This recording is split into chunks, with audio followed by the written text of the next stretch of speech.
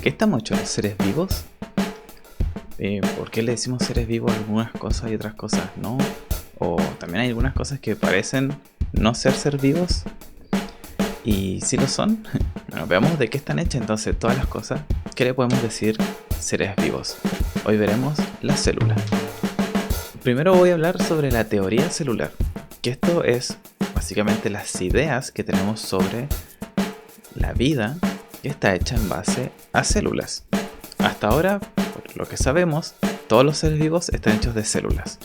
La teoría celular, primero que todo, no fue algo que haya aparecido en la mente de una persona y dijo, hoy día inventaré la teoría celular. No fue así. Es toda una historia de más de 100 años y que hasta el día de hoy hay cosas que se van mejorando. La ciencia no es perfecta y siempre está en constante evolución. La teoría celular es una muy buena forma de ver esos cambios que tiene el conocimiento científico. Primero, todos los avances científicos van muy de la mano con avances tecnológicos y con avances sociales, incluso con avances políticos. En el caso de la teoría celular, todo comenzó gracias a la invención de un instrumento que hoy en día llamamos el microscopio. No se sabe exactamente quién lo inventó, ya les hablaré un poco más sobre el microscopio. Primero, entonces, la teoría celular, que tiene 4 postulados. Primero, dice que la célula es la unidad estructural de los seres vivos. Eso quiere decir que todos los seres vivos están compuestos de las células o de cosas que hayan sido producidas por las células. Por ejemplo, los pelos de un humano. También va a ser la célula la unidad fisiológica de la vida. Eso quiere decir que una célula puede generar todos los mecanismos que tiene una célula para poder sobrevivir, alimentarse, generar desechos, reproducirse. Eso es básicamente lo que hace un ser vivo. En palabras muy sencillas, eso es lo que hace cualquier ser vivo. O eso es lo que define a un ser vivo. Y la célula es la que hace todo eso. En el caso de nosotros los seres humanos tenemos células especializadas en algunas tareas, por ejemplo en defendernos, en movernos, en regular las acciones de otras células. Pero en el fondo todas lo que buscan es que sobrevivamos hasta reproducirnos supuestamente. Pero eso es viéndolo desde un punto de vista genético, ¿cierto? Lo que buscan los genes es reproducirse. Ahora que lo hagamos distinto. Tercer punto dice, todas las células preceden de células preexistentes. Esto es bien interesante porque nos plantea una pregunta mucho más grande que todavía no se puede resolver, que es, si todas las células vienen de otra célula, ¿de dónde vino la primera célula? Porque en algún momento tuvo que haber una primera célula. Entonces, ¿qué pasa con el origen de la vida? Que también lo veremos. Y por último, que la célula es la unidad genética, o sea que todas las células tienen todo el material genético necesario para hacer todas las funciones que necesitan, como reproducirse. Por ejemplo, para poder crecer una célula necesita las instrucciones genéticas que se encuentran en el núcleo, en el caso de las células como las nuestras. En el caso de las bacterias está ese material genético dando vueltas, pero está ahí, siempre va a estar ahí. Y bueno, la teoría celular se le atribuye una de estos primeros postulados a estos dos primeros científicos que están acá arriba, a Theodor Schwann y a Matthias Schleiden. Ellos dos fueron científicos alemanes. Matthias Schleiden era botánico y Theodor Schwann trabajaba con animales. Y en esa época en la que estos tipos estaban viviendo, estaba muy de moda el microscopio, o sea, se había inventado hace poco y todos los científicos querían descubrir algo nuevo con el microscopio. Y cada uno por su lado, y ellos no se conocían. Schleiden se da cuenta de que todas las plantas estaban hechas de la misma estructura, que eran las células. Y Theodor Schwann se da cuenta también de que todos los animales, o al menos los animales con los que él estaba estudiando, también estaban hechos completamente de células. Luego aparecen, ya años más adelante, otros científicos como Rudolf Virchow, este caballero que está aquí de lentes, que él postula básicamente que todas las funciones que tienen las células son necesarias para que sobreviva un organismo. Antes no se sabía mucho sobre las bacterias, por ejemplo, sobre estos microorganismos, pero gracias a sus trabajos podemos entender que una célula puede hacer todas las funciones que necesitamos en la vida.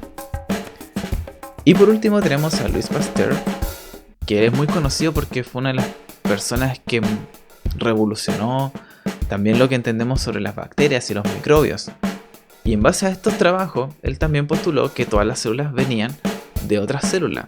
O sea, que una enfermedad, por ejemplo, no aparecía mágicamente en el aire, sino que venía de microorganismos que son invisibles y que se propagaban, por ejemplo, desde una persona a otra, o desde restos con bacterias, por ejemplo, un alimento que se pudrió, podía pasar a una persona.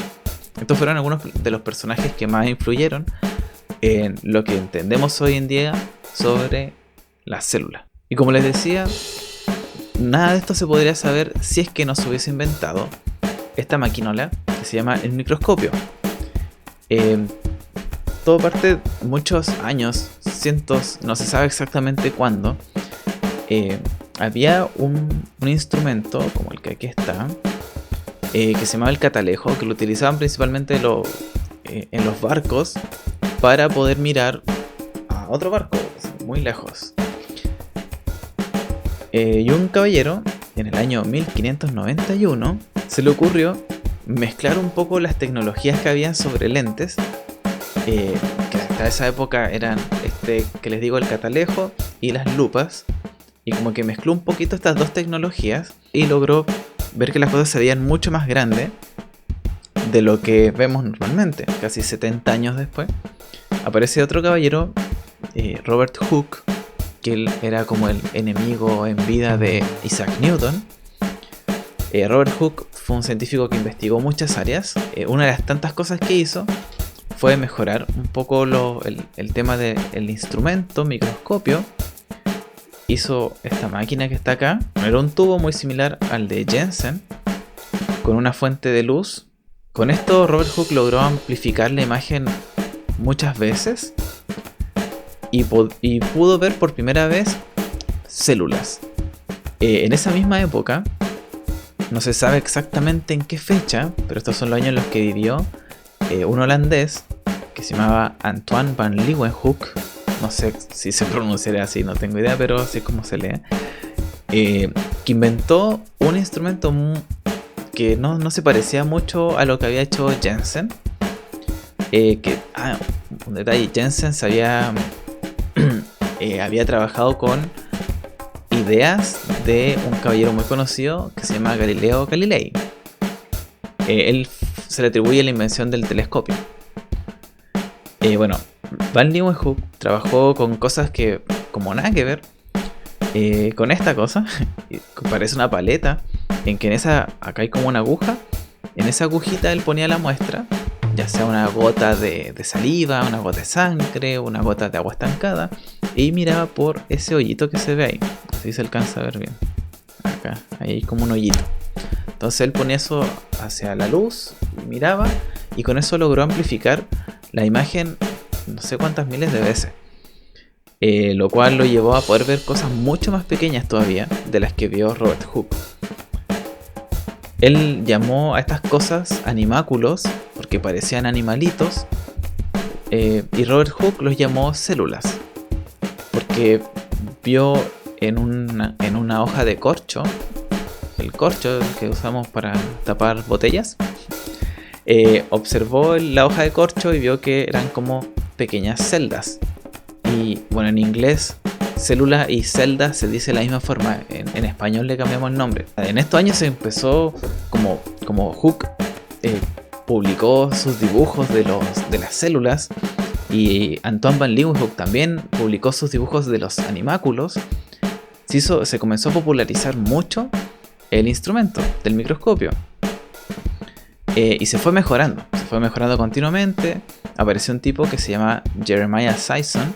Puso una fuente de luz interna, por eso tiene una cajita abajo, y eso ayudaba a colocar una muestra como en un vidrio, que es lo que hacemos actualmente, y así hacemos pasar la luz desde abajo del vidrio hacia el lente y así podemos verlo. Eso mejoró mucho el contraste con el que se podían ver las cosas en el microscopio. Y en el año 1904 se hace el primer microscopio para 2 ojos, que es el que se ve acá. No es exactamente este. De hecho, este es un microscopio de rayos ultravioletas, que también lo inventó Carl Zeiss. Actualmente Carl Zeiss se dedica a hacer lentes y es mucho más conocido por los lentes de las cámaras fotográficas de los celulares. Pero él fue un fabricante de lentes de microscopios y telescopios inicialmente. Otro avance bien importante que tuvo la microscopía fue en el año 1930, que un caballero llamado Manfred von Arden inventa el microscopio de barrido electrónico, que nos permitió ver cosas más pequeñas de lo que podíamos ver a simple vista. Entonces, con tanto descubrimiento, con tanta tecnología, logramos observar el mundo a una escala mucho más pequeña y nos pudimos dar cuenta que, si bien todos los seres vivos estamos hechos de células, existen distintos tipos de células. Y hay algunas que son muy pequeñas, otras que son más grandes que otras. Hay algunas que tienen estructuras internas, otras que no tienen tantas estructuras internas. Entonces las tuvimos que ir clasificando. Esta clasificación se la debemos a un caballero que se llama Carlos Linneo. No lo mencioné antes porque no importaba, pero él busca una forma de ordenar a los seres vivos que conocía. Las células que se descubrieron entonces fueron 3 tipos. Bueno, al principio se conocían solamente 2 y hace pocos años se estableció una tercera categoría para tipos celulares. Estas fueron los dominios bacteria, que son las bacterias, organismos unicelulares hechos de una sola célula. También está el dominio arquea, que al principio se confundían con las bacterias porque son muy parecidas, pero con los avances tecnológicos nos fuimos dando cuenta que sí habían grandes diferencias. Y también está el dominio eucaria o eucarionte, que es el que está hecho de células que son más complejas, que tienen estructuras internas y pueden formar organismos pluricelulares como nosotros. Bueno, voy a explicar la diferencia entre las células eucarionte y las procarionte. Las procariontes son las bacterias básicamente. Son los 2 tipos celulares que se comenzaron a conocer desde que se inventaron los microscopios. Las procariontes principalmente, vamos a decir que son células más simples. Se cree que son las primeras células que aparecieron en el planeta. No poseen un núcleo, no poseen compartimientos internos. Ese núcleo que vamos a ver en la eucarionte está hecho para almacenar la información genética. Son muy muy pequeñas. Una célula procarionte puede ser hasta 1000 veces más chica que una eucarionte. El material genético está disperso. El ADN es circular, o sea, eso quiere decir que no tiene un principio y un final, sino que es un círculo. Y posee una matriz interna, o sea, hay un orden, las cosas no están volando como se creía antiguamente. La célula eucarionte posee estructuras membranosas internas, estas cosas que les decimos organelos, que son estructuras que están muy especializadas en una función. Uno de estos organelos es el núcleo, que está especializado en tener el ADN, permitir que éste haga su trabajo, replicarse y expresarse.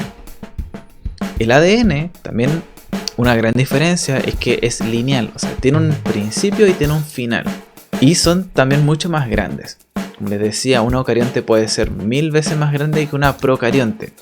De hecho, nuestras células, si uno mira una célula de nuestra piel, supongamos que es de este porte, dando vueltas así por encima y por dentro hay bacterias. Y no le hacen nada malo a la célula por si acaso. Algunas semejanzas, bueno, no hay muchas semejanzas la verdad. Cumplen las funciones para la vida con mecanismos muy similares. O sea, tienen una expresión génica, esa expresión de los genes va a producir proteína y esa proteína va a cumplir la función que tenga que cumplir, que son todas las funciones que tiene la célula. Ese mecanismo se repite tanto en células procariontes como en eucariontes. Ambas células son capaces de reproducirse por sí solas o junto a otra célula y responden ante estímulos, lo cual es una característica general de todos los seres vivos. Dentro de las células eucariontes encontramos varios tipos de células, pero les voy a hablar de dos. Ya hay más, pero les voy a hablar de dos que son los más conocidos, que son la célula animal y la célula vegetal. Esto le decimos los reinos. O sea, dentro de un dominio, los dominios yo los puedo dividir en reinos. Como vemos acá en la imagen, no son tan parecidas, ya, pero vamos a encontrar las mismas estructuras. Hay algunas que no están en una o en otra. Primero, en la célula vegetal, aquí no se nota mucho, pero tiene una pared. Sí, eso es lo que a simple vista más la diferencia, porque en un microscopio podemos ver la pared celular. De hecho es lo que más se ve.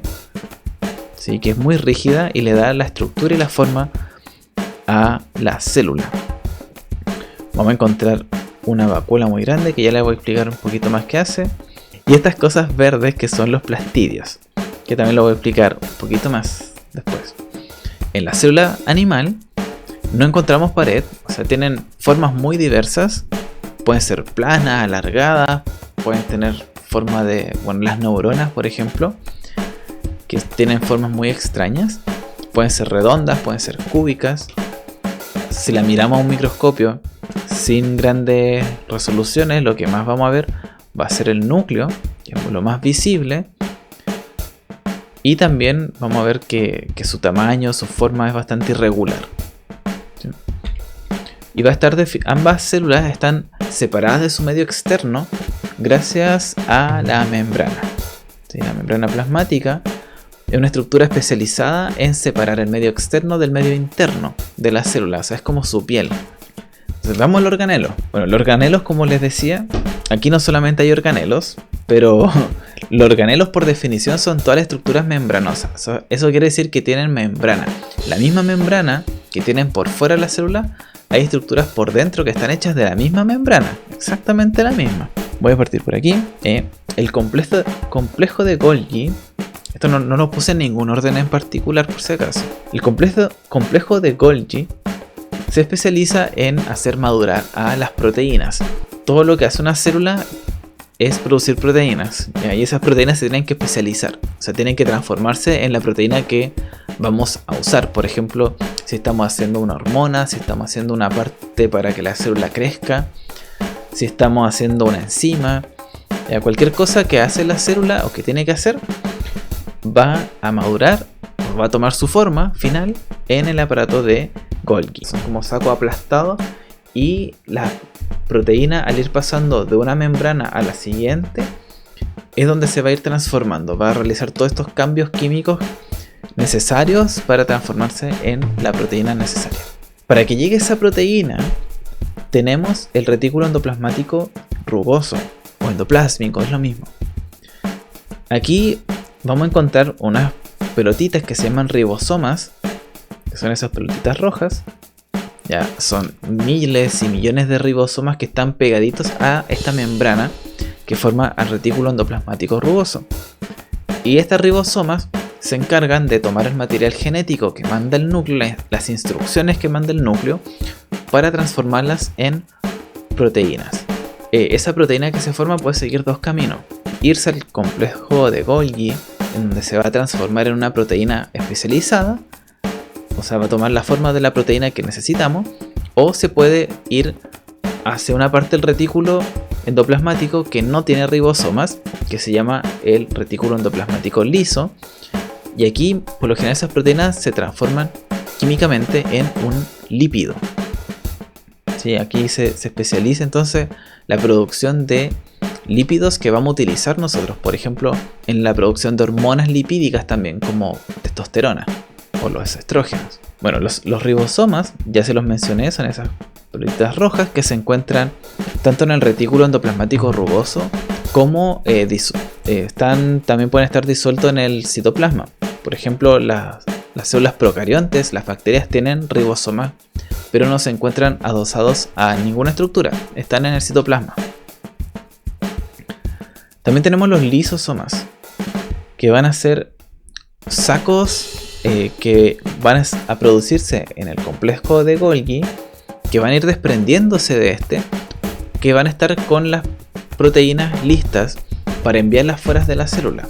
Entonces lo que hace el lisosoma es viajar dentro de la célula hacia la membrana, se pega a la membrana y como está hecho de membrana no pasa nada, o sea, se mezcla nomás y así va liberando esas proteínas o lo que se haya formado en el aparato de Golgi, lo libera hacia el exterior. Un organelo muy importante para poder sobrevivir es la mitocondria, que también está hecho como de sacos aplastados uno encima de otro. Ya por eso se ven como esas vueltas medias raras. Y la mitocondria se especializa en producir energía.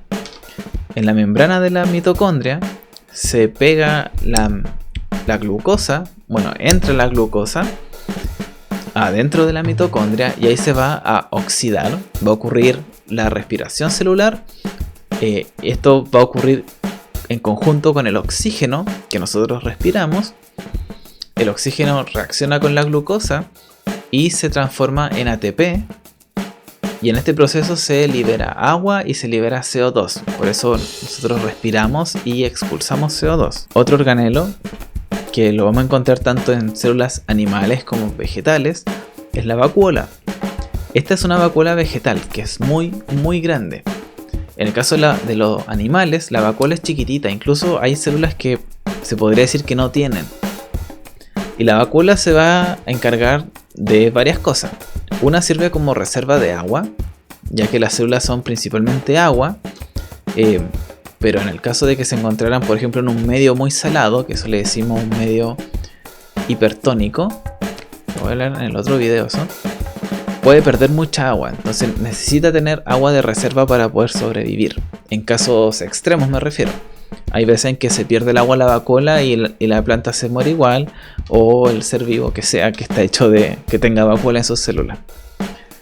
También va a producir sustancias ergásticas, que son sustancias que sirven para protegernos, que sirven para degradar, por ejemplo, alguna bacteria que esté infectando a la célula. Estas se pueden defender gracias a sustancias que producen en la vacuola, que van a ser dañinas, que son ácidos por lo general, y van a poder matar bacterias con eso.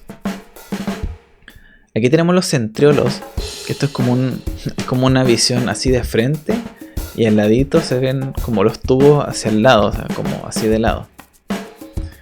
Los centriolos son como el esqueleto de la célula, y los vamos a tener solamente en células animales.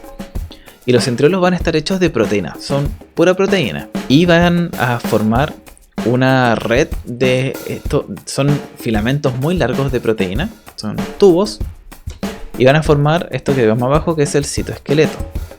El citoesqueleto, cito, recuerden que significa célula, y esqueleto es el esqueleto. Entonces por eso decimos que los centriolos que forman el citoesqueleto son como esta red de apoyo que le dan la forma a la célula.